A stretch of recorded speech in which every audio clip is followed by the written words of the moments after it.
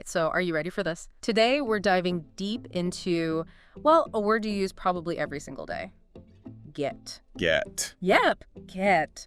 You know, our listener wants to untangle all those tricky ways we use it in English grammar, and honestly, I think that's a fantastic idea. That's a great one. Because get is, well, it seems simple on the surface, right? But there's so much more to it. Oh yeah, there's a whole universe of meaning packed into that little word. And you know what? The listener actually sent over some sources that focus specifically on could get, should get, and would get. Oh, interesting. So I think that's where we should head today. What do you think? Let's do it. Those are great examples of how get can really change its meaning depending on the context. Exactly. And you know what's really fascinating to me is how those modal verbs, the could, the should, the would, they're like spices that completely change the flavor of get. I love that analogy. It's so true. Right. And trust me, some of these flavors are surprisingly complex. Oh yeah, they can be tricky. So should we start by unpacking could get? Let's dive right in. Okay, perfect. So one of the sources, it uses this example. She could get more customers with better advertising. And what jumps out at me there is that sense of possibility. Oh, absolutely.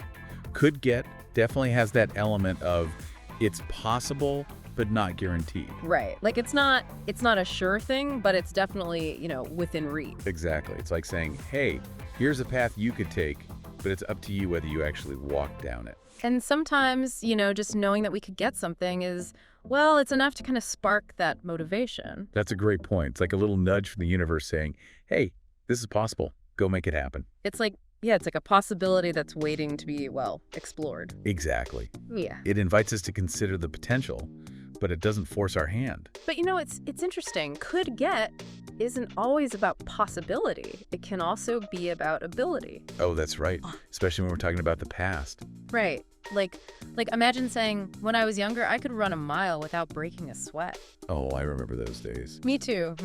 A little sadder now that I can't really do that anymore.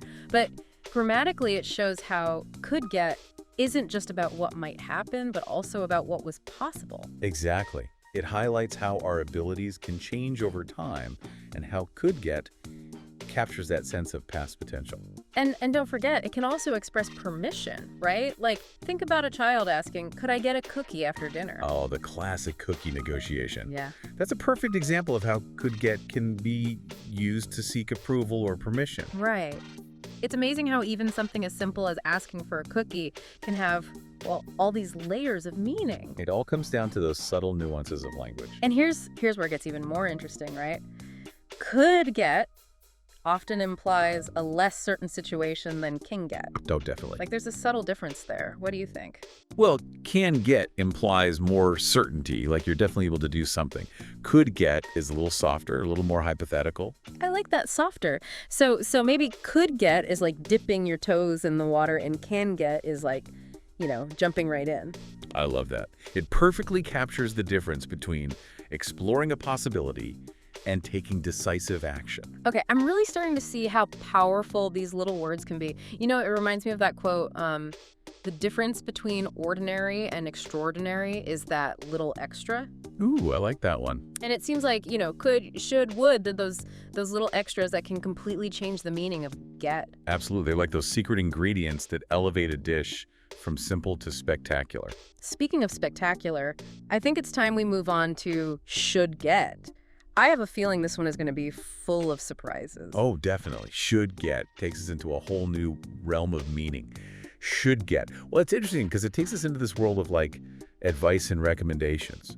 Oh, yeah. I love a good friendly nudge in the right direction. Right. It's like that gentle push we give to ourselves or others when we think there's a better way to do something. Exactly. And speaking of nudges, one of your sources had this sentence, he should get a haircut. Okay.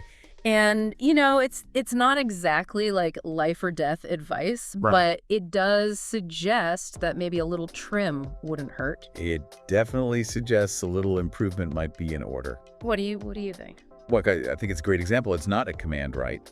Right. It's more like a suggestion for something that could make things a little better. It's like a hey, just think about it. Exactly. And the interesting thing here is that should get often implies that whatever action it is Well, it would benefit the person somehow. Hmm. So in this case, maybe a haircut would, I don't know, would boost his confidence. Yeah. Or make a good impression, maybe for a job interview. I see. Or even just make him feel, more put together. Oh, yeah. A good haircut can do wonders for your overall well-being. Oh, absolutely. It's funny, though, how we use should get in so many different situations, right? Definitely. From the mundane to the super serious. Oh, yeah. Like you might say, you should get that new video game. It's amazing. Exactly. Or to someone who's struggling with something, you should get some advice from a professional. Exactly. It can be about encouraging someone to, I don't know, try something new or suggesting a way to help them with a problem. And it's all delivered with this, like, I'm looking out for you kind of vibe. Right. Which makes it feel, well, supportive rather than demanding. Right. But there's definitely a difference in intensity between should get and like must get. Oh, for sure. Must get is like, this is non-negotiable. You have to do this. Exactly. Must get implies, well, a strong obligation or necessity, often with like a sense of urgency. Like you have to do this like right now. It's like an order almost. Right, exactly. Well, should get is more of a, well, like a gentle suggestion, a nudge in the right direction. Like, hey, I think this would be good for you, but ultimately it's your call. Exactly. It leaves room for personal choice. Now that I think about it, I use should get a lot when I'm trying to give advice without being too pushy. Yeah, I do that too. Like, hey, you should get some rest. You look exhausted. All right. But I'm not telling them what to do. Exactly. It's more about expressing concern and offering a suggestion, but ultimately respecting their choice. It's like acknowledging their autonomy while still trying to, well, to be helpful. It's a beautiful balance between support and respect. Okay, so we've explored possibility with could get, we've delved into advice with should get. Now, are you ready to enter the world of would get? Ooh, I'm intrigued. Would get always feels a little more mysterious, a little more nuanced. It is. And I think that's what makes it so fascinating. Would get takes us on this journey through like hypothetical situations, past habits, even like a bit of wishful thinking. It's like we're stepping into a different reality or even a time machine. I love that, a time machine. Yeah. And one of the examples you sent really captures this perfectly. If I had more time, I would get so much more done. Oh, yeah, that's a classic. Lament of, well, pretty much everyone these days. Right. We always wish we had more time. But grammatically speaking, what's happening there? Well, would get is creating this hypothetical scenario. It's saying, hey, if this one thing were different, like if I had more time, then this is what would happen. It's like we're exploring possibilities and consequences all at the same time. Right. We're imagining a world where things are a little different and then seeing how those changes might play out. So it's like would get is a window into like the what ifs of life. I love that. Yeah. It lets us explore those alternate realities and maybe even learn something about ourselves along the way. It's like, what if I had made a different choice? Or what if things had turned out differently? Exactly. It invites us to consider those possibilities, to reflect on how our choices shape our lives. But remember, would get isn't just about the future. Oh, that's right. Uh-huh. It can also be about the past, about those things we used to do regularly. Right. Like you might say, when I was a kid, we would get pizza every Friday night. Oh, the nostalgia. I can practically smell the pizza now. Right. And it brings back all those memories of family and tradition and, well, Friday night pizza nights. It's like would get has this magical ability to transport us back in time. It really does. And that's a key difference between would get and, say, will get. Right. Definitely. Will get is all about certainty, like something that is definitely going to happen in the future. Exactly. Will get expresses a strong intention or prediction, often with a sense of, well, confidence. Like, this is happening, no doubt about it. It's like a promise almost. Right. Whereas would get is a little more open-ended. It allows for possibility and even a little bit of, well, wistful longing. It's like it could happen, it might happen, maybe it should happen. Exactly. It keeps things a bit more fluid and uncertain, which can sometimes be even more powerful than a firm declaration. It's amazing how we can use these subtle changes in language to convey such different meanings. It really is. It's like we're painting with words, choosing the right shades and hues to create the desired effect.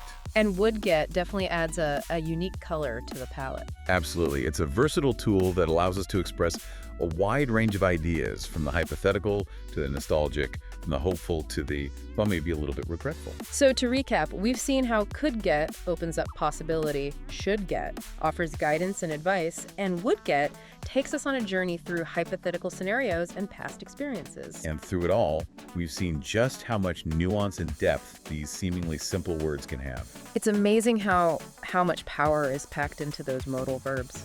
It's a testament to the incredible richness and complexity of language. And it reminds us that even a word like get can be a source of endless fascination and exploration. Absolutely. It's a reminder that there's always more to learn, more to discover, and more to appreciate about the way we use language. But you know what? We haven't reached the end of our get journey just yet. We've focused on could get, should get, and would get. But there are other fascinating nuances to get that we haven't even touched on.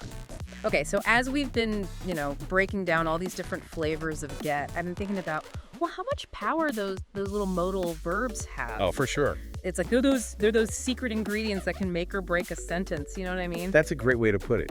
We often get so focused on those main verbs, the action words, but those little modal verbs like could, should, would, they're really doing a lot of the heavy lifting behind the scenes. It's like they're the stage directors of a play, setting the mood, guiding the actors. Exactly.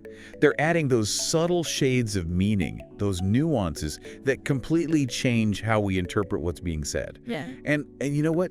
It's not just with get. They work their magic with all sorts of verbs. Oh, totally. Think about can, may, might, must, will. They're all shaping our understanding of what's being said, adding those little layers of, intention and possibility and obligation. So I guess if we really want to be, skilled communicators, we need to master those modal verbs, right? Absolutely. It's like having a toolbox full of different tools. Yeah. Knowing which one to use for the job. Exactly. And recognizing, the subtle differences between like saying I can go to the party versus I might go to the party. Ooh, yeah, that's a great example. One is certain, the other one leaves a little room for doubt. Exactly. Or think about the difference between you should apologize and you must apologize. Oh yeah, those are completely different messages. Yeah. One is a suggestion, the other is, it's practically an order. It's fascinating how these tiny little words can make such a huge difference in how our message is received. It's true. It's like choosing the right spices for a dish. Too much salt can ruin it, but just the right amount can bring out all those subtle flavors. So it's not just about the words we choose, but also about, how we use them. Right. Absolutely. A skilled communicator is like a chef who carefully selects their ingredients, pays attention to those little details that make all the difference. And I think that's a key takeaway for our listener today. By understanding how those modal verbs work with get and with other verbs too, you're becoming a more conscious communicator. You're really gaining a deeper understanding of how language works. Exactly. It's about empowering yourself to express your thoughts and feelings more clearly, more precisely. And that's a skill that can really benefit you in all areas of your life, from your personal relationships to your professional goals. But here's a thought-provoking question for you and for our listener. We've talked a lot about how using modal verbs can shape meaning, but what about when we choose not to use them? Ooh, that's an interesting question. It's like recognizing the power of silence in music, isn't it? What happens when we leave those modal verbs out? What does that tell us? Sometimes what's left unsaid can be just as powerful as what's spoken aloud. It's like adding a pause at just the right moment to let the music breathe. Okay, so give me an example. Okay, imagine someone saying, I get a promotion next month. It sounds very confident, maybe even a little arrogant. But if they say, I might get a promotion next month, it softens the tone. It acknowledges that there's still some uncertainty. Oh, I see. So the absence of that modal verb actually adds another layer of meaning. It does. In this case, it conveys a sense of, maybe a sense of humility or realism. So as you continue to explore this amazing world of language, remember to pay attention not just to the words we use, but to the words we choose to leave out. Absolutely. It's a reminder that language is a delicate dance. It's about what is said and what's left unsaid. And, the more we understand that dance, the more graceful our communication becomes. And with that thought, I think we've given our listener plenty to think about today. I hope this deep dive into get has left you with a new appreciation for its complexity and, for the power of language itself. Absolutely. May your journey into the world of words be filled with aha moments. Happy exploring.